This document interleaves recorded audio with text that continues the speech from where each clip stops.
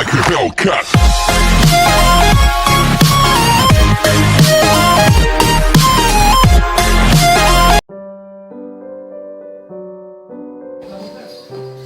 Selamat pagi anak-anak kelas 12 IPS dan juga 12 IPA.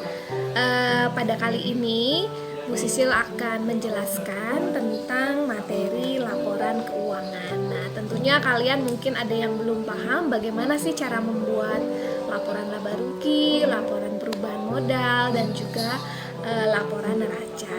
Nah, simak baik-baik video pembelajaran kali ini, semoga membantu kalian supaya untuk lebih mengerti ya. Oke, nah untuk apa sih kita membuat laporan keuangan? Tentunya laporan keuangan ini mencerminkan posisi keuangan suatu perusahaan ya, dimana kita bisa mengetahui posisi keuangan yang ada di perusahaan.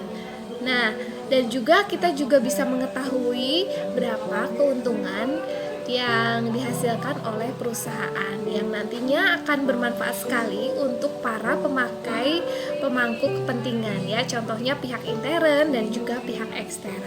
Oke. Check it out.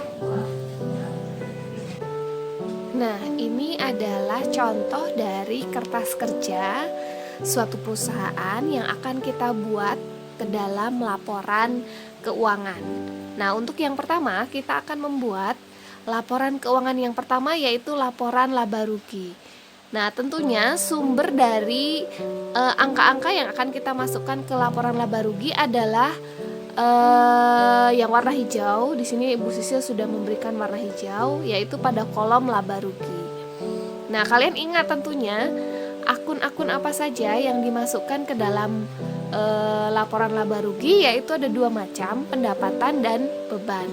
Nah, kebetulan di sini pendapatannya ada dua jenis, yaitu pendapatan jasa sebesar 16.840 dan pendapatan sewa sebesar 120. Nah, kita lihat laporan laba ruginya seperti ini.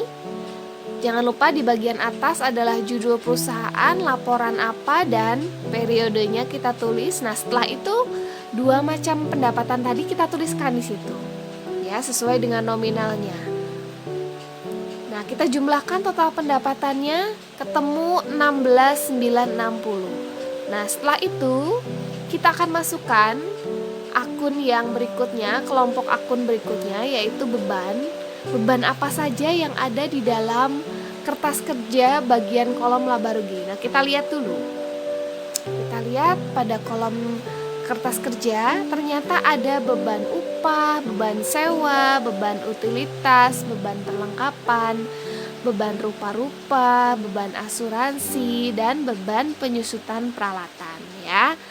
Dan angka-angka yang hijau-hijau ini akan kita masukkan ke dalam laporan laba rugi. Nah, persis ya, akunnya, bebannya apa saja, dari beban upah sampai beban penyusutan peralatan, semua dimasukkan dan kita jumlahkan. Nah, ternyata total bebannya jumlahnya 9755. Nah, kita ingat yang namanya keuntungan itu kan pendapatan dikurangi beban. Nah, kita kurangi 16.960 dikurangi dengan 9755. Maka karena pendapatan lebih besar daripada beban, maka perusahaan Laundry Sukses mendapatkan keuntungan ya, atau laba sebesar 7205 ya, atau 7.205.000 rupiah. Nah, ini kita sudah mendapatkan laba perusahaannya 7.205.000 rupiah. Selanjutnya kita akan membuat laporan keuangan yang kedua ya, yaitu laporan perubahan modal. Nah, akan Bu Sisil perlihatkan seperti ini laporannya. Nah, ini bentuknya adalah seperti ini, laporan perubahan modal. Judul tetap ya, perusahaannya Laundry Sukses, laporan perubahan modal, lalu periodenya. Nah, kita awali karena ini adalah laporan perubahan modal, maka kita masukkan modal awal si pemilik. Ya, jumlah modal awal si pemiliknya berapa sih? kira-kira modal si pemilik ini selama perusahaan berjalan itu nambah atau berkurang. Nah, kita mau lihat apakah perusahaannya laba, apakah perusahaannya rugi. Kita akan lihat dari laporan sebelumnya. Lalu ada satu hal lagi yang sifatnya mengurangi modal, yaitu prive. Nah, nanti prive ini akan kita kurangi. Jadi ada dua hal yang akan kita cari tahu, labanya berapa, privenya berapa, dan kita akan memasukkan modal awalnya berapa, ya. Nah, kita lihat dulu kertas kerja yang bagian sebelumnya. Nah, ini kita akan lihat modal dalam kertas kerja. Kita lihat kolom yang terakhir ya, kolom neraca, karena modal ini ada di kolom neraca. Nah, modal Chris Clark ternyata sebesar 25.000 ya, dalam ribuan rupiah atau 25 juta rupiah. Nah, kita masukkan ke dalam laporan perubahan modal. Di sini ada 25 juta rupiah. Ya. Nah, kita masukkan. Lalu kita akan masukkan juga laba dari perusahaan. Nah, tadi kita sudah buat laporan laba rugi. Ternyata laporan laba rugi kita, ya, kita akan lihat laporan laba rugi yang sudah kita buat sebelumnya. Nah, kamu ingat bahwa laba bersihnya adalah 7.205 rupiah. Nah, kita masukkan di bagian laporan perubahan modal. Sama ya, laba bersihnya ternyata adalah 7.205.000 rupiah. Ya, laba bersihnya, ingat sumbernya dari laporan laba rugi. Lalu prive. Nah, kita masukkan prive. Prive angkanya dapat dari mana? Nah, kita lihat kertas kerja sebelumnya. Nah, ini bagian kuning-kuning ada tulisan penarikan Chris Clark ya. Penarikan itu sama saja dengan prive. Prive itu kan pengambilan modal dari si pemilik. Pemilik ngambil uang dari perusahaan sebesar 4.000 atau di sini dalam ribuan rupiah menjadi 4 juta rupiah. Nah, kita masukkan di sana. Ya, berikutnya ini dia prive dalam tanda kurung ya. Ingat, privenya dalam tanda kurung. Kenapa tanda kurung? Karena prive itu kan pengambilan. Jadi uang dari perusahaan itu diambil oleh si pemilik, maka tandanya kurung. Artinya prive ini akan mengurangi laba bersih. Nah, setelah dikurangi laba bersih dengan prive ketemu 3.205.000 rupiah. Nah, maka kita bisa ketahui bahwa modal akhirnya itu ternyata bertambah. Yang awalnya 25 juta lalu ditambah dengan keuntungan yang sudah dikurangi prive 3.205.000 rupiah sehingga menjadi 28.205.000 rupiah. Ya, seperti itu. Nah, maka kita sudah mengetahui modal akhirnya berubah menjadi 28.205.000 rupiah, bertambah.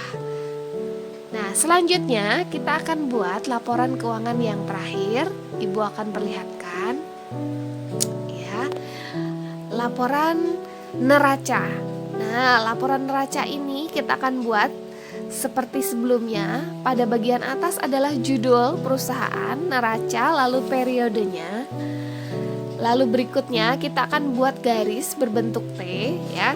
Kita akan buat garis berbentuk T. Yang sebelah kiri adalah kelompok aktiva dan sebelah kanan adalah kelompok pasiva. Nah, aktiva ini juga akan kita kelompok-kelompokkan karena aktiva ada dua macam, aktiva lancar dan aktiva tetap. Sedangkan pasiva ada utang dan modal. Ya, utang kan macam-macam, utang gaji, utang usaha dan lain-lain. Dan modal yang akan kita masukkan adalah modal akhir ya. Ingat modal akhir yang sudah kita buat pada laporan perubahan modal. Nah, kita akan mulai dari aktiva terlebih dahulu. Untuk aktiva, kita akan mulai dari aktiva lancar. Ya, aktiva lancar itu apa sih? Aktiva lancar itu adalah aset atau aktiva harta dari perusahaan yang mudah dicairkan dalam bentuk uang tunai. Ya, jadi kalau kita mau cairkan dalam bentuk uang tunai itu sifatnya mudah cair, mudah liquid. Nah, apa aja sih modal Aktiva Lancar itu? Nah, di sini ada kas, piutang, perlengkapan, asuransi dibayar di muka. Nah, angka-angkanya dapat dari mana? Angka-angkanya dapat dari kertas kerja bagian kolom neraca. Nah, di sini sudah ada tanda hijau-hijau ya. Nah, Aktiva Lancar itu biasanya dimulai dari bagian atas, kas, piutang, perlengkapan, asuransi dibayar di muka. Stop sampai di situ. Jadi ada 4 sampai asuransi dibayar di muka. Ya. Nah, untuk tanah, peralatan kantor dan juga akumulasi penyusutan peralatan ini termasuk ke dalam Aktiva tetap. Kenapa kok Aktiva tetap? Karena yang namanya Aktiva tetap itu kan kalian ingat ya, aset atau harta yang manfaatnya lebih dari 1 tahun. Misalkan seperti meja, kursi, laptop, komputer, tanah, gedung, peralatan, itu kan manfaatnya lebih dari 1 tahun. Maka ini termasuk Aktiva tetap.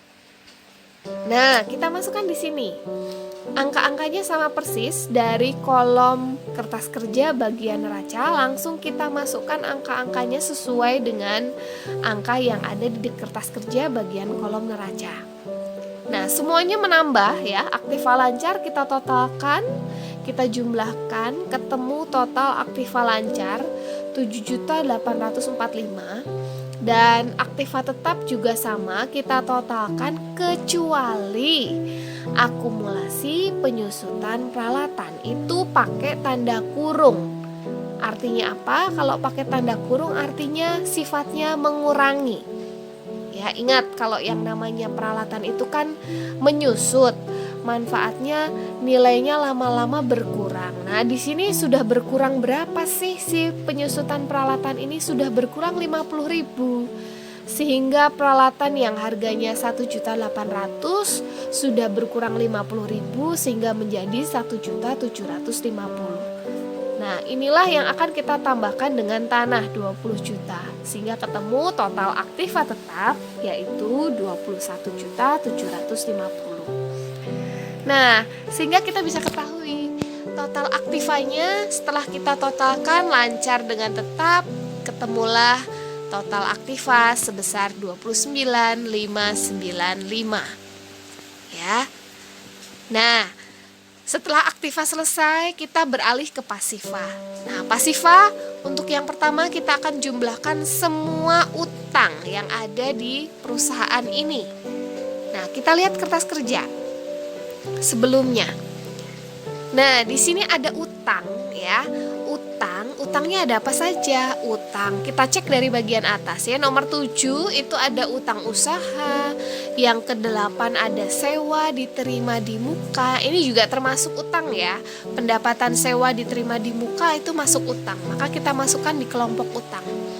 Dan kita cek ke bawah, ternyata ada satu lagi ya, utang nomor 19 yaitu utang gaji. Nah, jadi ada 3 macam utang.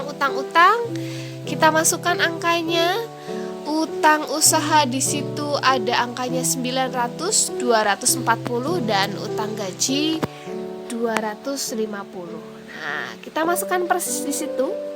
900, 250, 240 ya dijumlahkan maka ketemunya Rp1.390.000. Nah, berikutnya kita akan masukkan modal. Nah, modal di sini adalah modal akhir ya. Ingat kata kuncinya modalnya adalah modal akhir, bukan modal awal, tapi modal akhir yang sudah bertambah. Nah, angkanya dapat dari mana? Dari laporan perubahan modal yang sudah kamu buat. Nah, kita lihat, kita cek seperti apa sih laporan perubahan modal yang sudah kamu buat. Nah, kita kasih lihat seperti ini. Nah, ini ya. Ingat, laporan perubahan modal yang sudah kamu buat ternyata modal akhirnya setelah dihitung-hitung Rp25.205.000 ya. Bukan lagi 25 juta yang kamu masukkan, tapi yang kita masukkan adalah modal akhir sebesar 28 205. Nah, kita masukkan ke dalam laporan neraca. Kita lihat modal 28205, cocok ya. Nah, kalau sudah diapakan, maka total kewajiban atau total utang lancar ditambahkan dengan total modal. Sehingga total pasifanya ketemu Rp29.595.000. Nah, ternyata kita cek di sini ya, total aktiva itu jumlahnya sama dengan total pasifa. Nah, kalau sudah sama berarti neraca kalian itu sudah balance. Ya, artinya apa kalau sudah balance? Maka laporan keuangan yang kamu buat neraca kalian itu sudah betul. Pastikan jumlah aktiva sama dengan jumlah pasifa. Ya, mudah-mudahan jelas ya untuk laporan laba rugi, laporan perubahan modal, dan laporan neraca.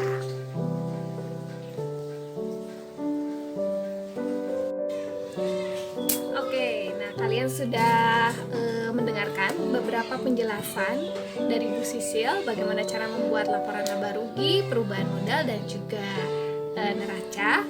Sekarang silakan kalian coba latihan untuk membuat laporan-laporan tersebut ya, 3 laporan tadi. Nah, silakan kalian kerjakan di buku akuntansi kalian masing-masing. Mudah-mudahan kalian sudah jelas dan paham dan sukses dalam mengerjakan soal yang Ibu berikan. Sampai jumpa lagi. Salam sehat dan gembira.